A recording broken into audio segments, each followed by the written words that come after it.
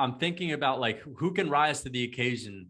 There is one guy on the main card who I think could potentially really rise to the occasion. It's Sean O'Malley. I think Sean O'Malley, I think he's the kind of guy who's just, I think the pressure is good for him. I think he's the kind of guy that might thrive in these big spots.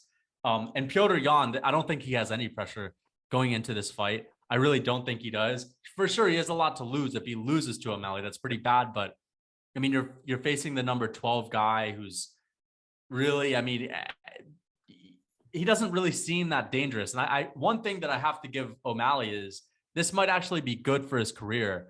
His persona out of the cage, the hair, like the content, all that stuff that he does, it could really potentially make his opponents underestimate him, which is something dangerous, because if you underestimate him, he can knock you out. And, you know, I've caught myself saying O'Malley's going to get picked apart. Like he's smoking weed, he's partying too much. But, you know, I think O'Malley may be able to go in there and knock out Petr Yan. I really think he might be able to. So, yeah. No, I agree. O'Malley's my like sleeper pick. I have no reason, I have no justification from like a fight perspective, but I just think O'Malley's going to win. I feel like the persona he puts on, like, yeah, with Milk, and he's going out with Andrew Tate now, and yeah, he smokes a bunch of weed, he goes out, he parties and all of that. Like, I almost feel like the fact that I gets pushed so hard is almost like a business move. Like, yes, that makes him money, but there's no, like, I find it really hard to believe that he's competing at the level he wants to compete, and he has the goals that he says he has, but he wouldn't be working like appropriately hard to get to those goals, if you know what I mean. Yeah. And like, but that's what makes him a dangerous man, because we don't know how serious he is about this game.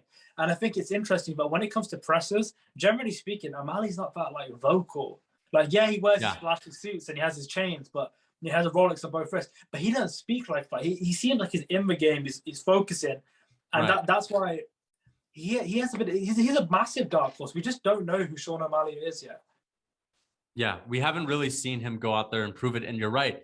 That is, you know, the fact that he is really quiet. And I've complained about it before. I've said in the past, like, Sean O'Malley, he's really entertaining out of the cage. He's got a great YouTube channel. He can talk smack on Twitter, but when he gets in front of the UFC press, whether it's a post-fight press conference, a pre-fight press conference, a media day, he doesn't really talk all that much. And maybe that's testament to how locked in he is during fight week.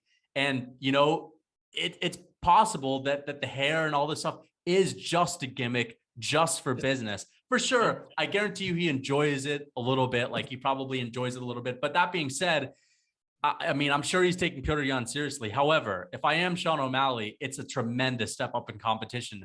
And you just fought Pedro Munoz. And I know Sean O'Malley has gone out there and he said, you know, I was winning that fight and all that, but he didn't do anything in that fight. And the guys he's beaten are cans compared to the guys that Petr Yan has beaten. I mean, Petr Yan has beat Jose Aldo. He's beat Aljamain Sterling in the first fight. I'll still count that as a win. He fucked up with the knee, and, you know, that's terrible. But, you know, he beats Corey Sandhagen.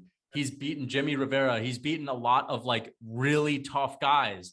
And I can make the argument that Sean O'Malley hasn't even beat a guy as tough as Jimmy Rivera. Pedro Munoz is like basically on a similar level, and he didn't really beat him, in my opinion. And so it's hard for me to really think that, okay, Sean O'Malley taking another big step up in competition is just going to outclass Petr Yan. Like, granted, Sean O'Malley could go out there and knock out Petr Yan. I guess he can prove that, oh, this is what would have happened to Pedro if he came through, if he came in recklessly. But Petr Yan is so much better than Pedro Munoz. Petr Yan is a better striker than Pedro Munoz. He's a more dangerous guy. He's in his prime, where Pedro Munoz isn't. Maybe Sean was having an off night. I don't know, but he didn't engage, and I can't pick that to happen. And unless he lands a flush knockout, Petr Yan is so tough. And I think that he's as good as Sean O'Malley on the feet. Like, I really do. I think he might be better. Like, I hear talk like, oh, Sean O'Malley on the feet could be just as good as Petr Yan. But Petr Yan has some of the best boxing I've ever seen in the octagon. Like, he's so fast. His hands are so fast. And he's just vicious again. And he's really good. Here's what I see. And this is how I see the fight going.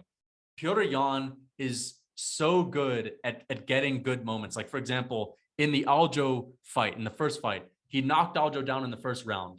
And in the first round, he also tripped Aljo. He caught one of Aljamain's kicks and tripped him. In the Jose Aldo fight, he hurt Aldo in the first round. Aldo shot for a takedown. He stuffed the takedown, reversed it. Aldo was on his back. Petr Yan then went in with some ground and pound and actually landed a vicious body shot on Aldo to the liver that really hurt him. So Petr Yan has been able to find really good dominant positions in early on in his fights. And I think if he finds any good position in this fight, it could be over, because if he catches a kick and trips O'Malley, or he finds the clinch and is able to throw O'Malley with a judo throw, O'Malley's on his back. Petr Yan is really good on the ground, on top with his ground and pound. I think that could be it for Sean O'Malley. Like, I don't know how Sean O'Malley's going to do in the face of adversity. That's the thing. Like, I don't, Petr Yan's proved that he can fight through adversity, and Sean O'Malley hasn't. And he's been in that position a few times with Thomas Almeida. He was on his back in the second round. He was on his back with Chito Vera. But granted, his foot was hurt, but he got knocked out there. And I don't know. I've heard his jiu-jitsu is really good, but he hasn't shown it in the octagon. And Petr Yan has grappled with Aljamain Sterling and done just fine. So I don't know. I just think Petr Yan is too much for him. I think Peter, as the fight comes sooner, I think Petr Yan's going to dominate him, honestly. I think, I don't know. I kind of want to say he's underrating Yan, but at the same time, I don't think he is. I think Sean O'Malley, like, I was watching some of his stuff, I don't think he really bases it necessarily on his opponent. I think he just like goes with like how, like, it creates his confidence with how he feels, I guess. You know what I mean? Like how the training camp went. Like, oh, I just had a great training camp. Like, I'm confident going to this fight. But this is not any other training camp. This is the hardest fight for, I still feel like Petr Yan's the hardest fight for anyone. Like, for anyone. Yeah. The hardest you're fight. Going up against potentially the best guy in the division. It's a huge step up. You know what I mean? I think it's kind of like Islam and Charles, but I think Islam has a better chance of winning than O'Malley, obviously. But I just think that the huge step up could be a rude awakening for these guys, honestly. And I'm guaranteeing that one of these two guys is gonna get the rude awakening, if not both. You know what I mean? So yeah, I think O'Malley's way of winning is striking, and I'd never seen anybody who wanted to strike with Petr Yan. You know what I mean? I mean, Corey Sandhagen, or wanted to strike with Petr Yan, and he succeeded striking with Petr Yan. Nobody's ever outstruck Petr Yan. And I feel like that's what O'Malley would have to do to win this fight. Also, Petr Yan's never been clipped in his life. He's never been knocked out. He has been knocked down once, but it was way early on in his career against John Dodson one time. All right. Well, he's been knocked down one time. Never knocked out. Yeah. He's gotten better since the one knockdown. Yeah, for sure. I just don't see it happening. I don't I don't think Sean O'Malley is ready for this task. And I think him losing could be good for him. You know what I mean? Like, it could humble him a bit, because I feel like he's a little too cocky at times. But even though I like Sean, but I feel like he could be a little cocky. But I think this step up is going to be too much for him, and I think Petr Yan is going to dominate him for 3 rounds and give him some humble pie, honestly. So you think Petr Yan's going to win the first round as well? Yeah, I think he's going to win all 3 rounds. That's what I think. I see. Here's my thing. I think Petr Yan can win the second, third. I think Petr Yan's only chance to win the first is if he lands a knockdown or trips Sean O'Malley or takes him down. I don't think he can win if it's just standing. But Sean O'Malley's a slow starter too. Or he's knocked guys out real early in his fights. He was slow against Pedro Martinez. Like, he has no choice. Like, everybody knows Jan's a robot. Like, the later it goes, it's kind of over for you, right? So I feel like if you're Sean O'Malley, you can't be that stupid that you think you're gonna outclass him. You're not gonna outclass Jan. Like, there's basically nobody in the division who can. The only way Sean wins is by freak knockout, because that's what it has to be, freak. It can't just be that he's not gonna outskill Jan. That's not gonna happen. But the only way for him to do that is just kind of go crazy for the first round and pray. That's what I think. I think he should do that too. I think he should put it on Petr, make Petr overextend and like frustrate him, and then just maybe taunt him a bit, and then try to go for that knockout. But I think the narrative so much about this whole fight is that Peter Yan starts out slow. And I think Peter Yan, he has to be hearing this stuff. You know what I mean? Yeah, for I sure. don't think he's going to start out slow. And if Peter Yan doesn't start out slow, he's going to win the first round. He says he's going to warm up like a lot backstage. That's what he says. Oh, really? Yeah. That's funny. He says he's gonna have an extra hard warm up. Yeah, but that's the narrative. Like Peter Yan knows about that. You know what I mean? He's not going to start slow this fight. He didn't start slow against Aljo last fight. I know Aljo won the first round, but he did try to like start out quick. But whether or not he tries, like he is not as good in the first, like yes, he's not as good in the first round. The only example we have him against a top 10 guy in the first round, he was super hesitant with. Yeah, exactly. Remember that? Like Pedro Munez, he lost the first round. I mean, you look at the guys that he's fought, like who's the best guy that O'Malley has really beat? That's what I want to like. Let's see. He's Thomas Almeida. Who's that bum he fought last year? 269. Paiva, yeah. Paiva, Thomas Almeida, like who's the better guy there? Is it I don't know who's the better. I mean, Paiva beat Kyler Phillips, who's pretty decent. Tyler, but I mean, I don't know. I mean, Thomas Almeida is decent with the striking, but he's older, you know what I mean?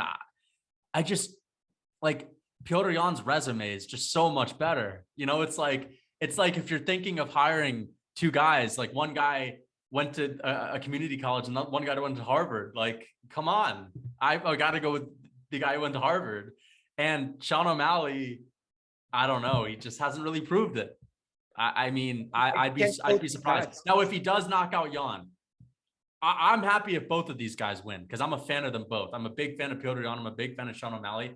If Sean O'Malley can knock out Petr Yan, that will shock me. That'll be Huge. That'll be huge. He'll be riding on a high for the rest of his life for sure. Because I don't think he can knock out Aljamain Sterling. I think Aljamain Sterling takes him down easily. Yeah. No, but like speaking of like who you like I wouldn't be upset. Like I know I said Sean is cocky. I still like him though. You know, I'm still a fan of him. Yeah. And I wouldn't be upset if he knocked him out. It'd be cool, yeah. No, I mean it would kind of be cool. You know, I mean it would shock the world. It's kind of like I know Leon was a lot more like higher up in the rankings at that point with the Usman knockout, but to kind of give that factor, you know what I mean, like that shock factor. And I think that's cool, you know what I mean, that's always fun, you know, like you go to bed being like, oh my god, like what the fuck just happened, you know, like that's nice to happen. So I wouldn't be upset. I can't see it happening. I can't, like I have to go with like the guy who's proven. It's just like the Charles Islam. I have to go with the guy who's done it before, not like that we've heard about, you know what I mean, like people like hype up a bunch of people like who we don't know if you don't like know if it's legit until they get in the cage. So I can't go based off of that. So I'm gonna be picking Petr Yan for sure. Like I just like you said, like Sean O'Malley's best chance is just like a fluke knockout, honestly.